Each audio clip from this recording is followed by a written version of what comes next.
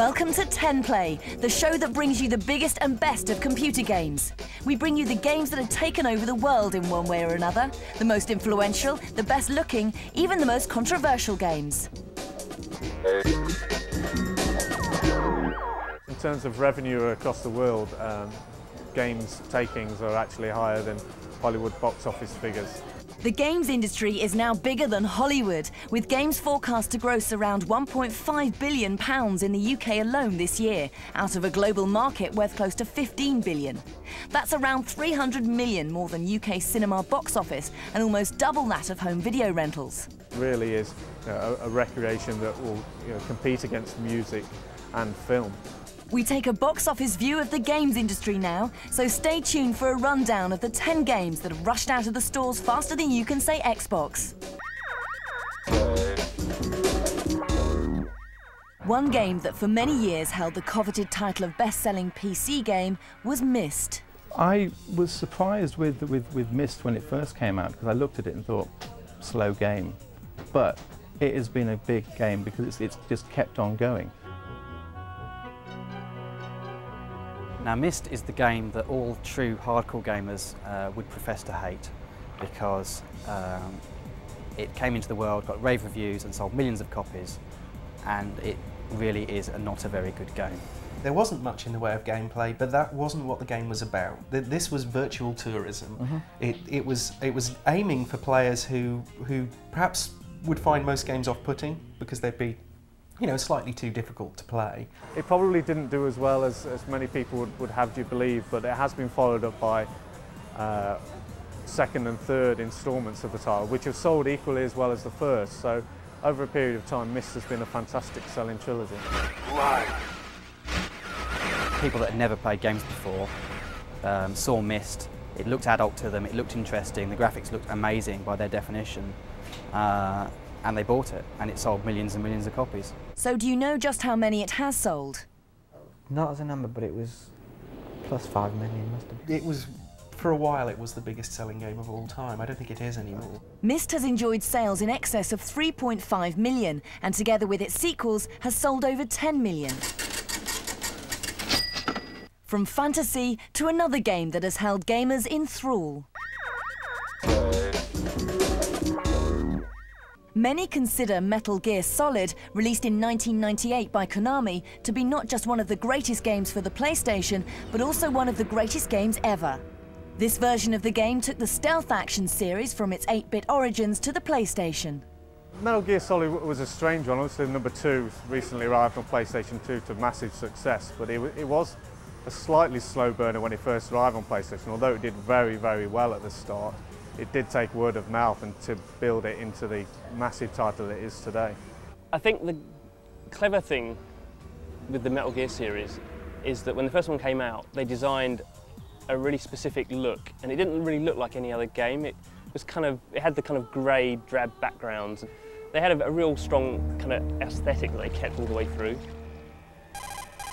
First Metal Gear Solid, they were working with the PlayStation 1, and the graphics are, they've got the wavy textures everywhere, and they can't render all that many polygons. And it seemed like the vision was really there to do this Metal Gear Solid 2, but at the time they only had that. And that's a great game. Its highly anticipated sequel, Metal Gear Solid 2, broke retail sales records when it launched in the USA, notching up a colossal 33% of game sales in its first week. The original Metal Gear Solid has sold 6 million units worldwide. It was a brilliant game. It was maybe overhyped, and people tap into hype. We had seen nothing like it before on PlayStation. The graphics, the gameplay, and the whole movie scenario of the title just engrossed you immediately. We enter the world of fantasy now at number 8. In the late 80s, Japanese developers Squaresoft were badly in need of a hit. In 1987, they released Final Fantasy, and luckily for them, the series was a huge success, with each version bigger and better than the one before it. 10 years later, Final Fantasy VII was released, heralding a move from the NES to Sony's PlayStation. Well, Final Fantasy VII was the first Final Fantasy title to arrive on PlayStation, by which time games really moved into the mass market at this point, when Final Fantasy had had a huge following in Japan and amongst gamers, and it really translated into the mass market when it arrived on PlayStation. Well, Final Fantasy VII was a kind of phenomenon, and of course the big challenge for Square. Now we changed the platform to PlayStation 1, and technically that was the creator at the time was, you know, they really want to do more, to express more. What made Final Fantasy very special is, first of all, the character was in 3D, and the format was CD-ROM. So visually it was a breakthrough. Well, the Final Fantasy games traditionally were not launched in Europe. They came out in America, some of the earlier ones, but this came out in Europe and the UK, and it just sold. It just flew off the shelves straight away. Final Fantasy VII has sold in the region of 6 million copies worldwide, of which nearly 3 million within the first 48 hours of its release. Sales figures are still in the US selling well, and in Europe I believe so, 4 million or something. There were millions of people buying PlayStation 1 to get the game. It had such an impact, it was incredible.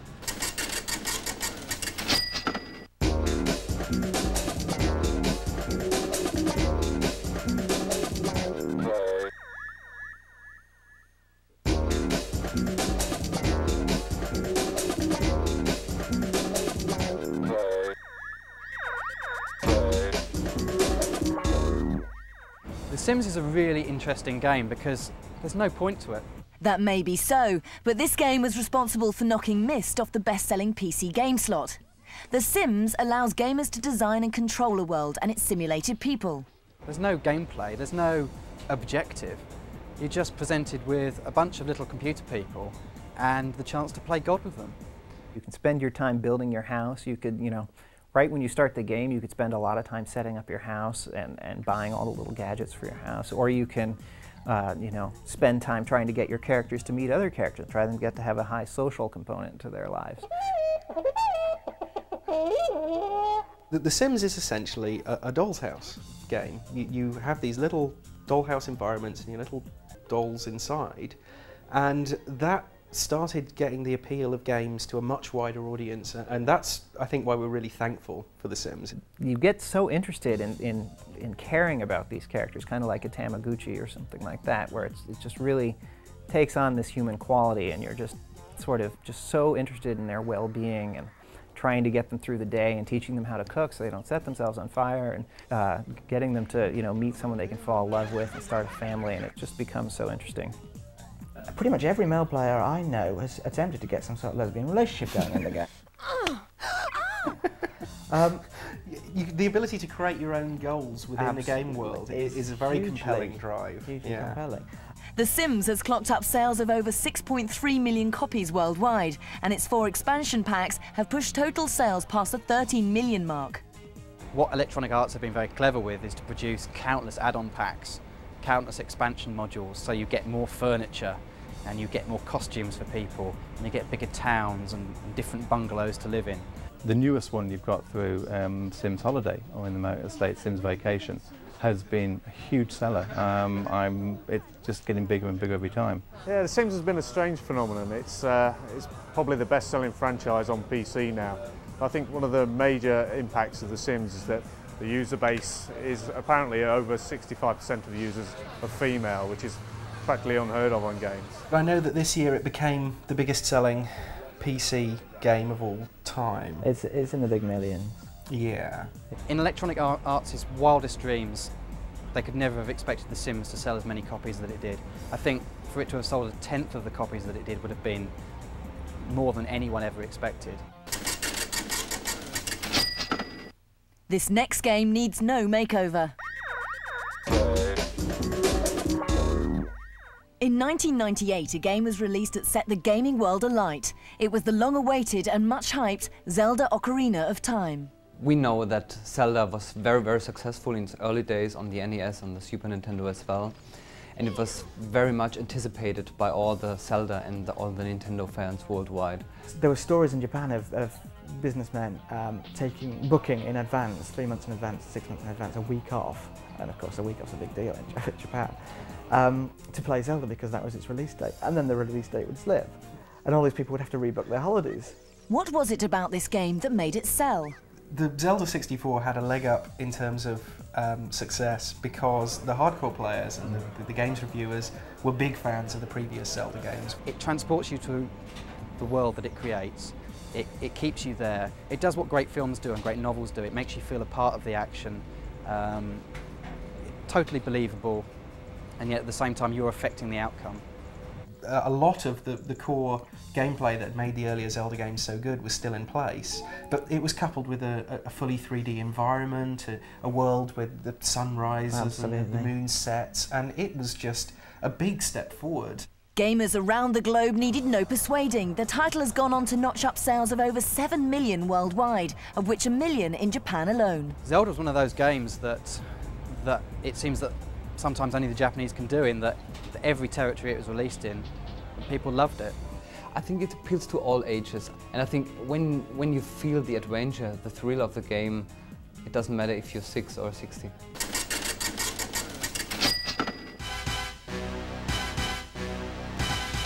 If you like your gameplay shaken and not stirred, then GoldenEye will have had you in its sights. GoldenEye is brilliant because you are James Bond, and what male of any age doesn't want to be James Bond? This first-person action-adventure game, released in 1997 by Nintendo, was notably the first to be developed by a third party for the N64, UK developers Rare.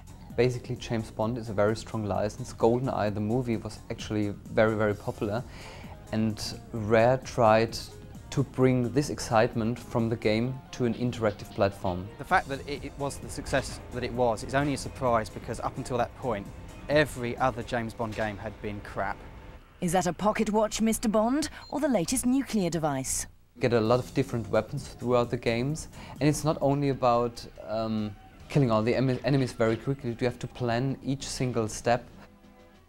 It was not the first game to have a sniper rifle, but the first game to use it really properly. It just all worked, and coupled with all of that, it had a fantastic multiplayer game. This game has continued to dominate the sales charts, with over 8 million units sold, and not just because you get to be Pierce Brosnan. It gave you the chance to be Bond. It gave you the chance to do the things that Bond does, to feel as cool as Bond, to get the girl in the end. The game is a masterpiece. And all his own stunts, too. Enough of Mr. Bond and his sweet talk. This next one has something that even he would like.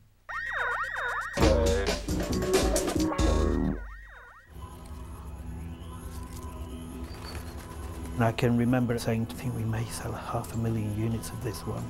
And at the time, that would have been a huge phenomenon.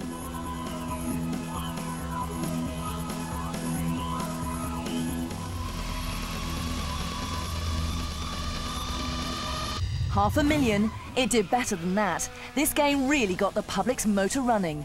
Released in 1999 for the PlayStation, Gran Turismo was soon leading the pack when it came to driving games. They've managed to use the right kind of textures and the right kind of lighting and the right kind of colours, so it looks like you're driving at sunset. It looks like a real city. The cars reflect the way you'd expect them to.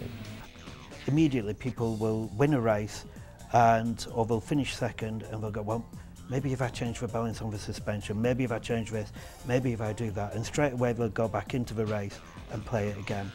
The best-selling racing video game of all time, Gran Turismo, has clocked up over 17 million sales worldwide.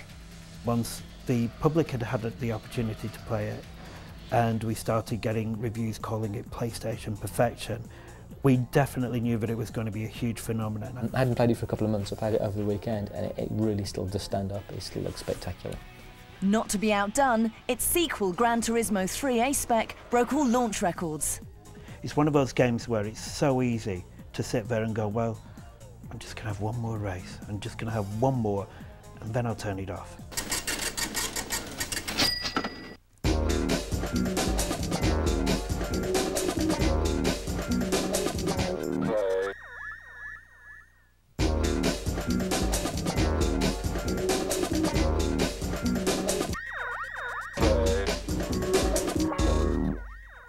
The words Pocket Monster conjure up all sorts of things, but to kids under the age of 10, they mean only one thing, and in 1988 they took the world by storm. They're cute, they're very Japanese, and they're unlike anything that had gone before. Pokémon became a really surprise success, even for Nintendo. This craze started with one developer's childhood hobby of collecting bugs in jars. The idea was born of doing a video games which supports this idea. It's similar to how the card craze worked. You'd wander around, you'd combat monsters, you'd capture the monsters, and you'd develop your own character. That Pokémon was, not cynically, but obviously designed to tap into the collectability market. Pokémon Red and Pokémon Blue were the first two to hit. You could link up these different cartridges and transfer characters from the Red onto another Game Boy where you only had the Blue.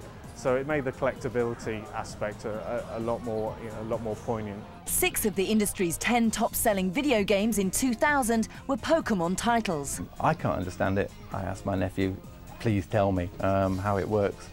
But if you look at it purely as a learning tool, you have to actually do quite a lot of thinking. Some of the strategies of how they actually work out who can beat who can do what, amazes me. Sales of the Pokémon series worldwide have totaled 74 million to date on the Game Boy, of which nearly 27 million in the US alone, and a massive 93 million worldwide across all formats. But which one created the monster sales? Nintendo wouldn't tell us, but by our reckoning, it's Pokémon Yellow, with an estimated 30 million games sold. I don't think any of the designers could have possibly dreamed how far it would go. But plenty of parents in saying, I don't know what it is, but my kids want it, and they do, and they'll keep on wanting it and keep on wanting it. Call this game a blockbuster? Just take a look at the giant that is occupying the number 2 slot. 1985 saw the release of Super Mario Bros. On Nintendo's NES, and with it the start of Mario Mania. I think Mario is the most popular icon throughout all video games nowadays. It was the perfect blend of action, adventure, puzzle solving and secrets, and introduced many people to Mario. It was also the first side-scrolling run and jump platform game. I think a research has brought out that it was more popular than Mickey Mouse some years ago. So all kids worldwide knows Mario. It was new in that it was Nintendo's dream child, if you like. They virtually created an entertainment system. They wanted a character to own that system. It really embodied what the Nintendo family and gaming experience was about. The Mario game world is totally not reality. surreal. It is the Mario game world, and you accept the bizarreness of a world where you can hit a block and a mushroom comes out, and you pick up a mushroom and something happens to you. 2 highly successful Super Mario Bros. Sequels followed, and Mario's popularity took him to Hollywood. There was a movie with Bob Hoskins. So Mario is not only successful for video games, but I think he was recognized everywhere. The game has sold in excess of 40 million units worldwide. The Mario series has sold, wait for it, over 155 million copies and counting. Incredible when you think about Mario's small beginnings. Any game with Mario in it is going to sell a certain number of copies. And there's a sweet innocence to Mario's world. It's hard to dislike, has to be said. It's got that charm that sucks you in. It's that over-the-shoulder appeal, they used to call it when games were selling in shops. Absolutely. Nintendo seemed to have the magic formula. Before we find out what's occupying our number 1 slot, a quick recap. At 10, we were mystified by Myst. At number 9, we were bitten by Snake in Metal Gear Solid. At 8, we had our Final Fantasy VII. At number 7, we had a hot date with The Sims. At 6, we linked up with Zelda Ocarina. We bonded with GoldenEye at number 5, which was overtaken by Gran Turismo at 4. We hit yellow fever at number 3 with Pokémon Yellow, and Mario and his brothers went super at number 2. But what's at number 1? In 1999, skateboarding fans thought that things couldn't get much better than Tony Hawk's Pro Skater. They were right, until 2000 that is, when its sequel ollied its way onto the PlayStation. The best just got better. Tony Hawk's Pro Skater helped show that there was a real market, a real demand for action sports video games. So where did it all begin? We were all kind of skate fans, big Tony Hawk fans, and we wanted to meet Tony Hawk, which is true. And we'd been working on kind of a skate prototype and brought him in and we showed him what we had. And he was already playing a lot of games at the time and he was really into the project. Being in a video game has been pretty strange, mostly because of the popularity it's gotten, that people are always coming up to me saying, "Oh, I play you all the time, you know, sorry for making you fall," and you know, if you only felt how much I've abused you. To have these name athletes involved with our games is really important to us. You know, our goal is to create, you know, authentic, you know, video games that really represent these sports well. And, you know, these are the icons and legends of the sport. I mean, Tony Hawk, you know, defined, you know, what a professional skateboarder can and will be in the future. Just try to come up with ideas. I test it all along the way, and, you know, make suggestions as to changes or things that can be improved. I could never, you know, do any of the stuff that's in the video games yet. You know, I can experience the same thing that, you know, that Tony Hawk experiences. I think skateboarding resonates with today's kids a lot more, just because skating is all about individuality and freedom and expression. So at what point did the guys realize they could do even better? Half your list is automatically made for you and trying to finish the first one, you know what I mean? Because there's so much stuff you want to do that you run out of time and all this kind of stuff. You know, at the top of the list were like the Create a Skater and Skate Park Builder and stuff like that. The way it took off, it was amazing, you know, and it's really brought a whole new appreciation to skateboarding, because I get letters all the time from kids saying, "Oh, I played your game and it inspired me to go skate," and they went and bought a skateboard and they got into it. It went straight to the #1 spot in the UK charts on its launch. The Tony Hawk series has sold 425 million in the US alone, across all formats. Assuming Tony Hawk 2 accounts for around 150 million of that in the US, a conservative estimate puts that at 300 million worldwide. That's a whole lot of games. It's crazy. I never expected to be in a video game when I started skating forever ago, or even when I was professional. I never thought that those worlds would collide, but it's a lot of fun.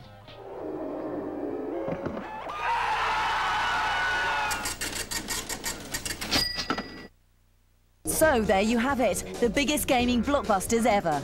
These 10 games have collectively sold over 400 million copies worldwide, which is phenomenal in any language. See you next time on 10 Play.